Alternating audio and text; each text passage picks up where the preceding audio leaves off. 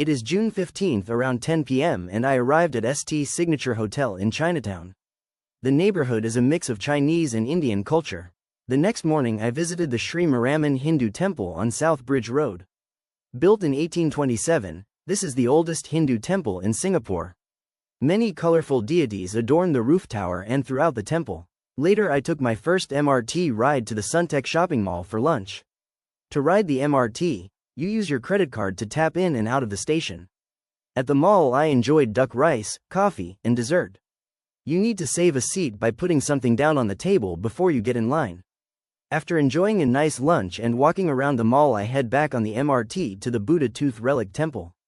There I saw a Buddhist prayer service.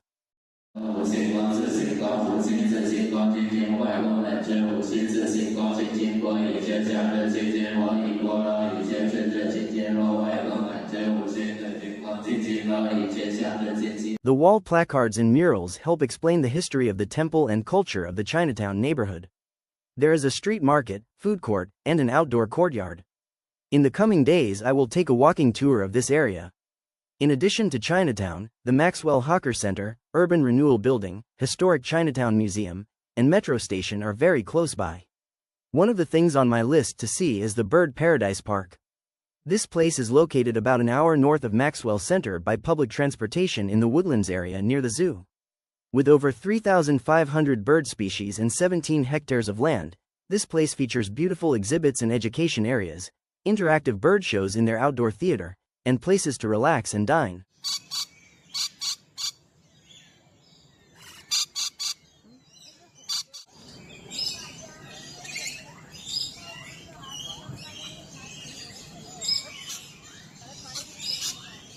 The admission price was about $40 and a nice half-day activity. Some people bundle this with going to the zoo or other nearby attractions, but the Newton Hawker Center was calling my name for a late lunch. This place was featured in the movie Crazy Rich Asians. I tried wonton mee soup and duck rice. It was nice to go there around 3:30 before the dinner crowds arrived. Later in the day I took a Grab ride to meet Marianne and her cat Shibuo in Eunos. Marianne was so helpful by providing information about Singapore over a cup of tea. It was such a pleasure meeting her and pet-sitting Shibu for 3 weeks. To this day I am still in contact with her in her new location in Shanghai. Today is June 18th and I met a fellow traveler named Denise who is from Berlin. She was very kind to share information about some of her favorite places to see along Arab Street. In addition, she also gave me her storage locker that day so I could store my luggage until the evening. Her bakery suggestions was the first place I went for a late morning breakfast. After pastry and coffee I noticed 2 guys and what looked like the NBA trophy. After striking up a conversation about basketball they were kind enough to take my picture next to this replica trophy. Next I visited the Sultan Mosque, which was originally built in 1826. After years of disrepair the current mosque was rebuilt in 1932. The mosque is so beautiful and filled with useful information about the Islamic religion.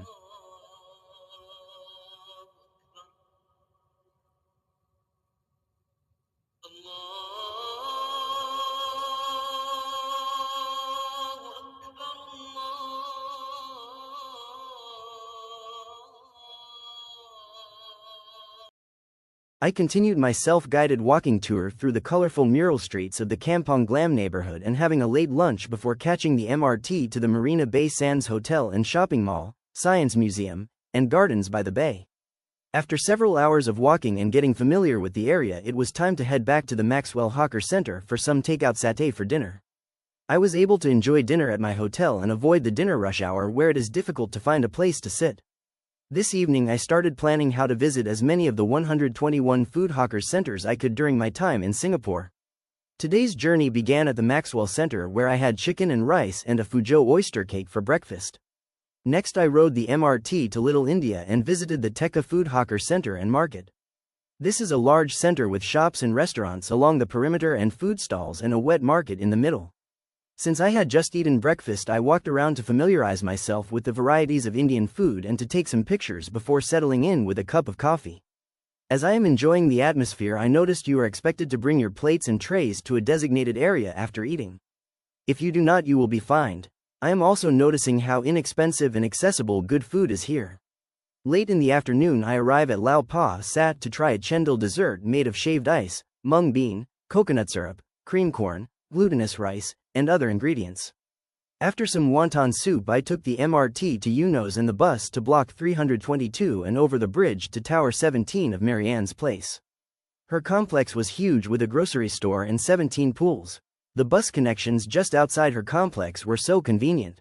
The next day I relaxed, washed the laundry, did some grocery shopping at the Eunos MRT station, and played with Shibu. The next day I had signed up for a walking tour but was never able to find the guide. Instead I had a light breakfast of kaya toast, which is a mix of sweet coconut jam and butter, and a typical Singaporean breakfast dish.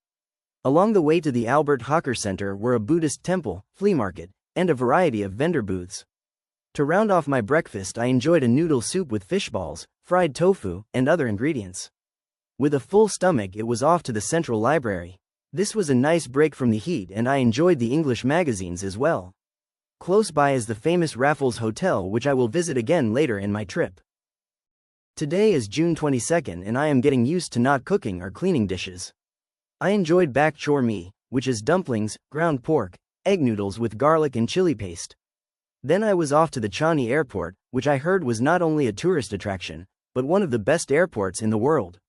Although this is like its own little city, people come to see the Jewel Rain Vortex, which is the tallest indoor waterfall. Here is a look inside.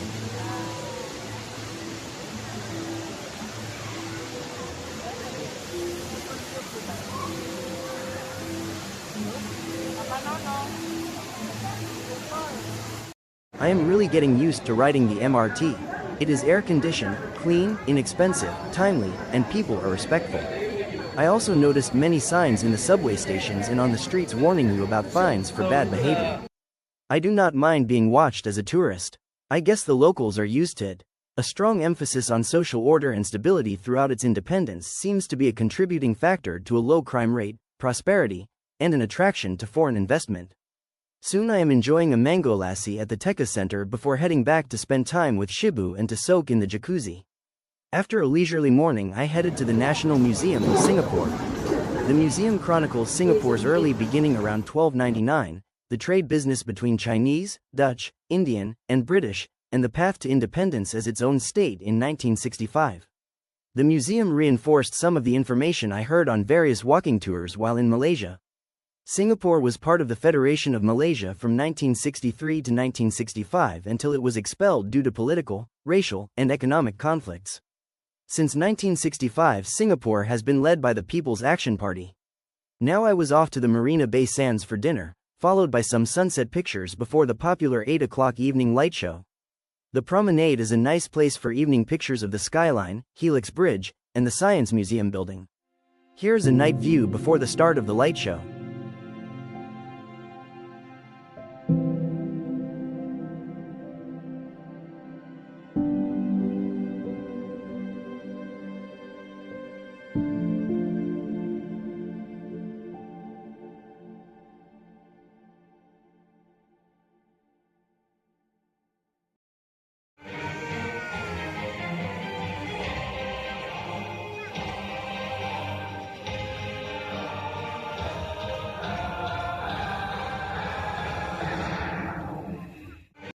After spending time with Shibu, I rode the MRT to Raffles City for soft-shell crab and glass noodles.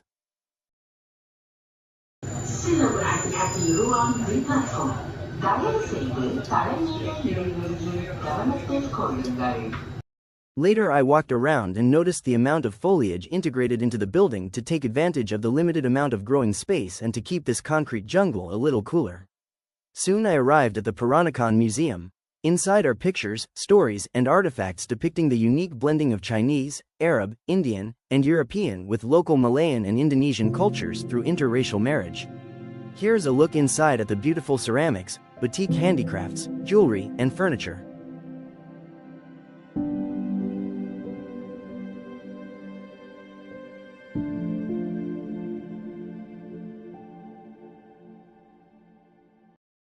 Across the street from the Marina Bay Sands Mall is the 19th-century Chimes Church, which is surrounded by boutique shops and restaurants. Soon I made it into the sprawling air-conditioned mall for a late afternoon gelato. In the evening I headed to the gardens by the bay to watch their 10-minute nightly light show. The walk back to the MRT after the show was long and crowded, but it was worth staying around to see. Here's a glimpse of the show.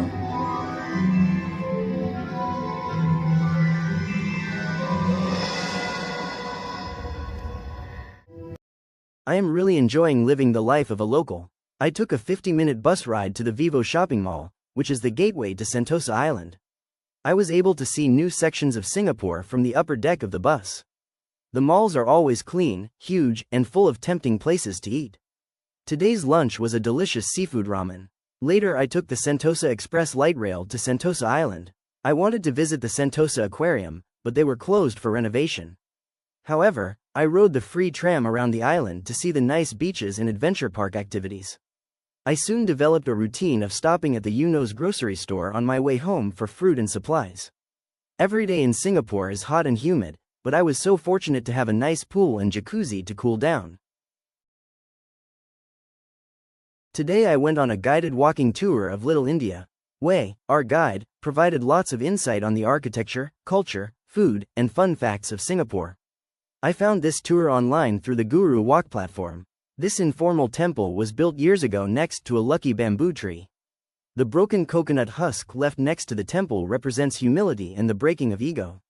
We continue our walk to the Sri Veeramakaliamman Hindu temple. After putting on coverings and removing our shoes, our guide gave us a short tour and pointed out things happening inside. Afterwards we were allowed free time to see things up close for ourselves.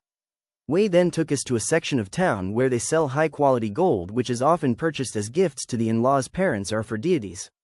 We took a break at a park where we could ask questions about Singapore. I will share some thoughts at the conclusion in part 5 of my video. As we head toward the Mustafa Center we pass by one of 2 sugar plantation houses remaining.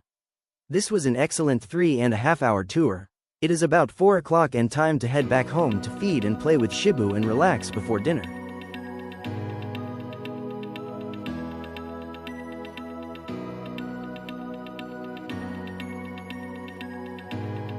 Yesterday's walking tour was great and a lot of information to digest. I wanted to retrace areas in Little India we were not able to see. I ate yellow rice and a side of lamb at the Dhaka Bangladesh restaurant. After an iced coffee I visited the Masjid Abdul Ghaffar Mosque. There are a couple of entrance points, including a women-only entrance. I spent the rest of the afternoon at the Indian Heritage Museum. I found the information about the migration from India to Southeast Asia fascinating.